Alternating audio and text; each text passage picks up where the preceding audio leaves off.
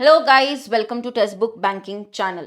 तो RRB PO और clerk का नोटिफिकेशन कब आएगा? जो लोग तैयारी कर रहे हैं, पहली बार जो पेपर देंगे बैंकिंग का, ग्रेजुएट्स, उनके लिए पर्टिकुलर ये वीडियो है, क्योंकि वो वेट करते हैं, उन्हें नहीं पता है कि फॉर्म कब से फिल हो रहे हैं, क्या रहता है। तो मैं आपको सबको एक चीज बता दूं, क्या होता है कि हर साल, हर नए साल, जैसे ये अभी चल रहा है 2026 2026, जनवरी में ही कैलेंडर आ जाता है आईबीपीएस का, जिसमें आईबीपीएस डेट्स दे देता है टेंटेटिव कि इस साल में इन डेट्स पे ये एग्जाम्स होंगे।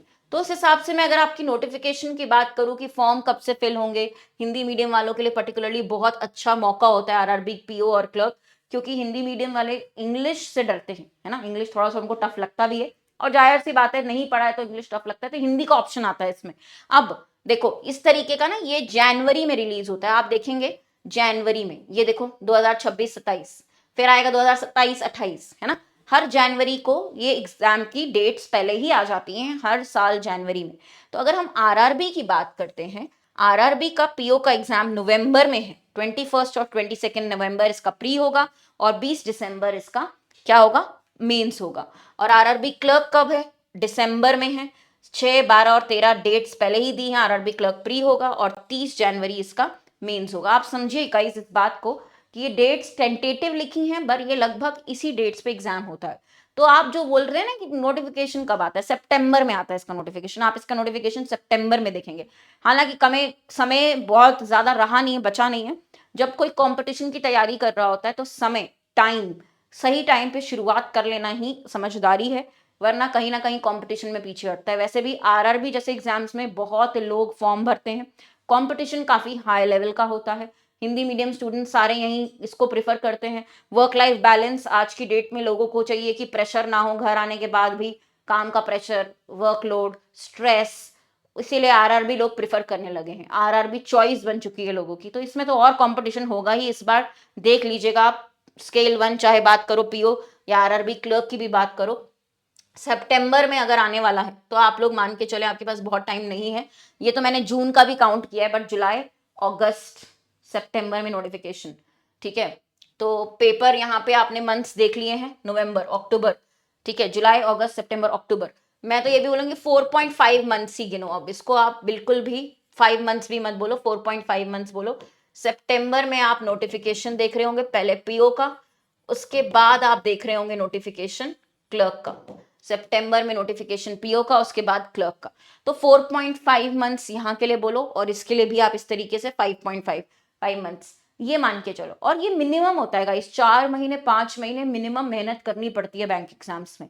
ये नहीं बोल सकते 2 महीने में आप निकाल लेंगे। हाँ, अगर आप बहुत ही बिल्कुल, जो 1% ही लोग होते हैं कि बहुत ही एक्सेप्शनल है, 1% से कम एक्सेप्शनल है, बहुत ही पोटेंशियल वाले हैं कि 2 महीने पढ़ के भी पेपर निकालेंगे, वो अलग कैटेगरी होती है। ये जो है आरआरबी के लिए भी मेहनत लगती है। कई लोगों को बहुत हलवा पेपर लगता है, ऐसा होता नहीं है, क्योंकि आप प्री और मेंस दोनों देते हैं। इंटरव्यू उसमें होता नहीं है, ठीक है, डिस्क्रिप्टिव इंग्लिश होता नहीं है, तो सिर्फ प्री मेंस है। पर मेंस से सिलेक्शन आता है, प्री तो है कि लोगों को छाटने के लिए कि बिल्कुल भी किसी से कुछ नहीं बन रहा है, स्पीड भी अच्छी नहीं है, तो प्री में हार जाते हैं, प्री में ही क्लियर नहीं कर पाते, अटेम्प्ट्स अच्छे नहीं ला पाते, या स्टेट वाइज भी अटेम्प्ट्स जो होते हैं काफी हाई चले जाते हैं, तो किसी का 1 नंबर से, 2 नंबर से, 3 नंबर से रुक जाता है। तो आप समझ रहे हैं कंपटीशन बहुत है आरआरबी का, और आपके पास अभी टाइम है शुरुआत करने का। इससे ज्यादा लेट करोगे तो फिर इस साल नहीं, अगले साल की ही तैयारी हो पाएगी। ये भी मैं आपको बता दूं कि सितंबर में नोटिफिकेशन आएगा, बट अभी 4 महीने, 4.5 महीने, 5 महीने अगर आप गिने, इससे ज्यादा तो बिल्कुल है ही नहीं टाइम, 4.5 महीने ही गिनेंगे। तो ये 4.5 महीने आपको कॉन्सेप्ट पढ़ने में, फिर उसके बाद प्रैक्टिस करने में, स्पीड बढ़ाने में लग जाएंगे, ठीक है। ये तो मिनिमम टाइम होता है कि हमें रिक्वायर्ड ही है। तो अगर हम देखते हैं यहाँ पे पैटर्न आरआरबी क्लर्क का, इसमें इंग्लिश आता ही नहीं है, प्री में रीजनिंग होता है और क्वांट होता है। कंपटीशन इसलिए भी बढ़ जाता है कि ये दोनों ही सेक्शन लगभग बराबरी के होते हैं लोगों के। 80 मार्क्स का 80 क्वेश्चंस, 45 मिनट्स, 20 मिनट आपको मिलते हैं न्यूमेरिकल एबिलिटी, और 25 मिनट रीजनिंग के। तो आप समझ रहे हैं इसमें स्पीड बहुत तेज होनी चाहिए आपकी। 80 क्वेश्चन हैं, उसमें भी लोग 70 प्लस बोलते हैं कि करके आओ। इतनी बेहतरीन स्पीड होनी चाहिए कि 10-10 सेकंड में आप लोग कर रहे हैं क्वेश्चन, है ना। 10 सेकंड में आप एक अप्रोक्सीमेशन का क्वेश्चन कर रहे हैं, 10 सेकंड में एक सिंप्लीफिकेशन का क्वेश्चन हो रहा है। ये स्पीड आपकी मानी जाती है कि आपकी होनी चाहिए। ये ऐसे नहीं आती, स्पीड का कोई शॉर्टकट होता ही नहीं है। स्पीड मतलब कि प्रैक्टिस प्रैक्टिस प्रैक्टिस प्रैक्टिस, मतलब पागलों की तरह प्रैक्टिस करें, पैशनेट होके एक दिन में एक मॉक एनालिसिस कर ही रहे हैं। एक भी दिन ऐसा छूट नहीं रहा है महीने का पूरा कि जहां पे एक मॉक टेस्ट ना दिया हो। इस तरीके के डेडिकेशन चाहिए। वैसे ही अगर आप तुम मेंस देखोगे, मेंस में देखो ऑप्शन होता है, इंग्लिश या हिंदी, दोनों में से कुछ भी सिलेक्ट कर सकते हो। काफी लोगों का हिंदी बहुत स्ट्रांग होता है तो हिंदी का एग्जाम देते हैं। हिंदी में भी वही सिलेबस होता है कि ग्रामर आती है, उसके बाद फिल इन द ब्लैंक्स आते हैं, या फिर पैसेज दिया होता है हिंदी में लिखा हुआ, उसके ऊपर क्वेश्चंस आते हैं। तो जो तुम्हें कंफर्टेबल हो, 40 नंबर का आपके पास ऑप्शन होता है इंग्लिश या हिंदी में से सिलेक्ट करने का। जीए ऐड हो जाता है 40 मार्क्स का, कंप्यूटर 20 नंबर का। तो ये नई चीजें आपको पढ़नी पड़ती है। 50 मार्क्स का रीजनिंग और 50 का क्वांट। पूरा आपका 2 आवर्स का एग्जाम होता है। ये 2 घंटे का पेपर होता है मेंस का, और इसका लेवल कम से कम इजी टू मॉडरेट की रेंज में होता है। क्लर्क मेंस है तो इजी टू मॉडरेट, मॉडरेट तक भी लेवल जाता है। इसको बहुत हल्का मत लीजिए। और भले ही ये इजी होता है थोड़ा सा, अगर बाकी एग्जाम से कंपेयर करो, आरआरबी क्लर्क इजी रहता है, पर फिर प्रॉब्लम कहाँ आती है कि इजी पेपर सबके लिए इजी है, सबके ही अटेम्प्ट बहुत हाई हो रहे हैं, तो वो प्रेशर हो जाता है आपके ऊपर कि हम कितने ज्यादा जल्दी मैक्सिमम क्वेश्चन करें, है ना। हमें तो हाई सोचना है कि कितने ज्यादा अटेम्प्ट हम कर पाए। ठीक है गाइस, अभी सही टाइम है, क्योंकि अगर आप चाहे बात करो पीओ की, चाहे बात आप करो क्लर्क की, अगर मैं यहाँ पे स्ट्रैटेजी बताऊं पूरी, पीओ का मैंने यहाँ पे अभी पैटर्न नहीं लिखा है, लगभग इसी के जैसा, इंग्लिश नहीं आता है प्री में, पीओ में भी, और जो मेंस होता है उसमें भी आपके ऐड हो जाते हैं कंप्यूटर और इंग्लिश और हिंदी का ऑप्शन दिया आता है मेंस में। तो अगर मैं स्ट्रैटेजी बताऊं, 1 महीना, जैसे मैं 4 महीने आपके पास हैं, तो 1 महीना तो तुम्हारे पे बेसिक कंप्लीट करने में ही लग जाएगा कि हर पूरा सिलेबस कंप्लीट करो, मैथ का, रीजनिंग का। ठीक है, तो सिलेबस कैसे कंप्लीट करोगे, जब क्लासेस देखोगे, पूरे कॉन्सेप्ट्स, हर क्वेश्चन कैसे होना है। जो बिगिनर लोग होते हैं, जो पहली बार एग्जाम देते हैं, उनको तो सिलेबस कंप्लीट करने में महीना कम से कम चाहिए। कि भाई हमारा कोर्स भी होता है, तो हमारा कोर्स भी तो 1.5 महीने 2 महीने चलता है। उस कोर्स में एक बार तो पूरा कोर्स देखोगे ना कि सिलेबस कंप्लीट करो। तो पहला पार्ट तो कंप्लीट सिलेबस का ही है। पहला महीना तो कंप्लीट सिलेबस। तो आरआरबी जो भी तैयारी कर रहे हैं, पहला 1 महीना आपको जुलाई पूरा देना पड़ेगा सिलेबस कंप्लीट करने में। दूसरे महीने में जीए और जो एप्लीकेशन है, मतलब कि प्रैक्टिस शुरू कर देनी है, कि जीए पढ़ना शुरू कर देना है, और प्रैक्टिस वाली पार्ट जैसे कि प्रीवियस ईयर पेपर्स लगा रहे हैं, ठीक है, डिफिकल्टी देखने के लिए, ट्रेंड देखने के लिए, किस तरीके के क्वेश्चन आ रहे हैं, वो शुरू कर देना है। तीसरे महीने में पूरा मॉक्स देना शुरू कर देना है। ठीक है, मॉक्स मॉक्स मॉक्स, यहाँ पे टाइम मैनेजमेंट पे फोकस होता है। तो ये मंथ वाइज अगर देखोगे, पहले में सिलेबस या कोर्स कंप्लीट करो, दूसरे महीने में जीए शुरू कर दो अपना पढ़ना, और साथ में प्रैक्टिस शुरू कर दो धीरे धीरे हर टॉपिक की। थर्ड में पूरा फुल लेंथ मॉक टेस्ट और पिछले ईयर के पेपर्स देना शुरू कर दो। टाइम मैनेजमेंट देखो, और subject wise high scoring topic पे फोकस रखना है। जैसे मैथ में कैलकुलेशन जैसे टॉपिक्स होते हैं, तो कैलकुलेशन को जल्दी कैसे करें, क्यूब्स रट लो। ठीक है, पूरे अच्छे से स्क्वायर रूट, स्क्वायर्स रट लो, क्यूब्स रट लो, मल्टीप्लीकेशन टेबल तुम्हें आने चाहिए। ये तो सब ये शुरुआत है, यहाँ से तो तुम अभी शुरू कर दो रटना। जीए और रीजनिंग के लिए डेली हैबिट सिलॉग्स पजल सॉल्व करने की। ठीक है, रीजनिंग के लिए, जीए के लिए डेली रिसोर्सेज पीडीएफ्स के लिए रिवीजन करिए, 1.5 से 1.5 घंटा जीए को दीजिए, क्योंकि सिलेक्शन मेन से होता है। कोई बच्चा अगर सोचता है कि प्रीलिम्स में बहुत अच्छा करके हम सिलेक्शन ले लेंगे, कभी भी नहीं होगा। सिलेक्शन हमेशा मेंस ही देता है असली। प्री में तो तुम्हें स्पीड पे फोकस करना है, जितना तुम्हारे अच्छे अटेम्प्ट्स हो, करेक्ट अटेम्प्ट्स हो, उतनी ज्यादा बेहतर तुम्हारा यहाँ पे चांस बनता है। मुझे पता है गाइस, इन सालों में, जैसे मुझे 11 साल हो गए हैं पढ़ाते पढ़ाते, बट मुझे पता है, मैंने देखा है कि बहुत ज्यादा कंपटीशन बढ़ा है, बहुत ज्यादा। इतने तो नंबर जाते ही नहीं थे जितने आज कट ऑफ जाते हैं। इतने कट ऑफ्स कभी हाई नहीं जाते थे, अब जाने लगे, क्योंकि अब सब लोग इस तैयारी को बहुत सीरियसली लेते हैं। पता है गवर्नमेंट जॉब है, जॉब सिक्योरिटी है, पैसा अच्छा है, सैलरी अच्छी है, सब कुछ है इस जॉब में, तो दे प्रिफर इट। और आरआरबी है तो कहीं ना कहीं वर्क प्रेशर भी उतना नहीं होता जैसे आईबीपीएस पीओ में होता है, राइट। यहाँ पे work pressure, work life balance मिलता है आरआरबी में, वो फायदा भी आरआरबी का। तो आरआरबी पीओ और क्लर्क के लिए एक्स्ट्रा मेहनत करिए, क्योंकि ये जो करियर आपका स्टार्ट होगा, ये लंबे समय का चलेगा, और ये आपको बहुत ही ज्यादा जीवन में एक सेटिस्फैक्शन देगा कि उतना प्रेशर भी नहीं है, लर्निंग भी है, सब बढ़िया होगा। मतलब बहुत लोग इसको प्रिफर भी कर रहे हैं, तो उसके लिए इतनी मेहनत तो बनती है, इतना कंपटीशन हाई है। तो स्कोर आप कैसे करेंगे, बाकियों से आगे कैसे रहेंगे, वो तेजी दिखानी है अभी आपको एक्शन में। तो ये छोटी छोटी चीजें करना स्टार्ट करिए। बाकी फुल लेंथ कोर्स तो आपका रहेगा ही, सुपर पास में हम फुल लेंथ कोर्स तो आपको करवा ही रहे होंगे। आपका शेड्यूल कम से कम 8 घंटे का, 6 भी मुझे कम लगता है, 8 घंटे का बनाइए। 8 आवर्स में कौन सी क्लासेस देख रहे होंगे, क्या क्या प्रैक्टिस चल रही होगी, आपका 8 आवर्स का पर डे का शेड्यूल दिखना कैसा चाहिए, ये है। तो कुछ घंटे आपके मान लीजिए 4 घंटे आपके यूट्यूब और पेड क्लासेस में ही निकल जाते हैं, तो बाकी के घंटे जो मॉक टेस्ट देते हो उसमें 1-1.5 घंटा मॉक टेस्ट कर दिया, उसका एनालिसिस किया, रिवीजन में निकल गए, फिर अपने यहाँ पे लर्न में ट्रिक्स याद करने में या स्क्वायर रूट क्यूब रूट याद करने में लग गए, तो मिला के 8 घंटा तो दिन का हो ही जाता है अगर रिवीजन भी ऐड करें, जो ज़रूरी भी है रिवाइज करना। पढ़ते रहोगे कुछ रिवीजन नहीं होगा तो भूल जाओगे चीज़ें, ठीक है। तो यहाँ पे क्लासेस की लर्निंग बहुत ज़रूरी है, क्लास में आके एक्टिवली पार्टिसिपेट करना, एक्टिव रहना, कि एक टाइम पे उठना, एक शेड्यूल रूटीन बनाना कि सुबह जल्दी उठ के एक टाइम पे क्लास में आके पूरी पार्टिसिपेट कर रहे हैं, चीज़ें समझ रहे हैं, डाउट पूछ रहे हैं। रात का टाइम या लेट इवनिंग का टाइम अपना रिवीजन का रखना कि पूरे दिन में आज क्या क्या पढ़ा उसको एक बार जल्दी से पीडीएफ से रिवाइज करना।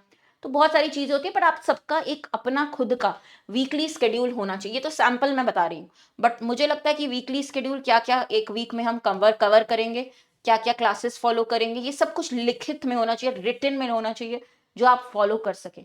इस तरीके से ही अगर कोई चलता है स्मार्ट स्ट्रैटेजी बना के, वो ही सक्सेसफुल होता है। और प्रैक्टिस बहुत इंपॉर्टेंट है। वो प्रैक्टिस कब करोगे? जब आपका कम से कम एक बार पूरा एक कोर्स देख के सिलेबस कंप्लीट हो जाए। अभी भी किसी को कॉन्सेप्ट्स नहीं पता है तो फाउंडेशन बैच है 2026 का, एकदम नया कोर्स है सुपर पास में, उसको पूरा एक बार देख लो। एटलीस्ट अपना सिलेबस खत्म करो। कई बच्चे ये गलती करते हैं, आधे सिलेबस करने के बाद ही प्रैक्टिस करने लगते हैं, फिर मार्क्स नहीं आते। एक बार पूरा सिलेबस कंप्लीट करना जरूरी है हर एक सेक्शन का, तो वो आपको मिल जाएगा सुपर पास में ही, राइट। मॉक टेस्ट फिर उसके बाद लगाना शुरू करेंगे, ये भी पर वीक, ये बहुत कम लिखा है, मंथ 2, 1 पर वीक इन मंथ 2, मंथ 2 में मैं तो बोलूंगी नहीं, 1 पर वीक तो मैं बिल्कुल भी नहीं बोलूंगी, पर डे एक mock test per day, 1 mock test per day बोलूंगी, बहुत कम है। फ्रीक्वेंसी बढ़ाओ, ठीक है, फिर और बढ़ाओ, हर महीने फ्रीक्वेंसी, नंबर ऑफ मॉक्स कितने देने हैं, बढ़ना चाहिए ये। क्योंकि आजकल कॉम्पिटिटर तुम्हारे ऐसे हैं जो तुम्हारे साथ compete करेंगे कि इतना कर रहे हैं, इतना प्रैक्टिस, अब उनके साथ कंपटीशन करना है। तो एक बार सिलेबस हो गया, फिर मॉक टेस्ट की आदत डाल लो, उसका एनालिसिस भी करो, उसमें टाइम लगता है। एनालाइज करो अपनी गलतियां कहाँ हो रही हैं, उनको अटेम्प्ट करो, रीडू करो उन क्वेश्चंस को जहां गड़बड़ कर रहे हो। अगर नहीं पता था किसी क्वेश्चन की अप्रोच, उसको सीख लो दोबारा से। मॉक टेस्ट आपको बताता है कि आप कहाँ गलत जा रहे हैं, वीकनेस क्या है, कहाँ काम करना है। पता है, अगर आपके मॉक टेस्ट में 80 to 90, हमेशा चेक करो परसेंटाइल आ रहा है कि नहीं इस रेंज में। अगर इस रेंज में आने लग जाए परसेंटाइल, मतलब सिलेक्शन होगा ही, इस साल ही होगा, जल्दी होगा।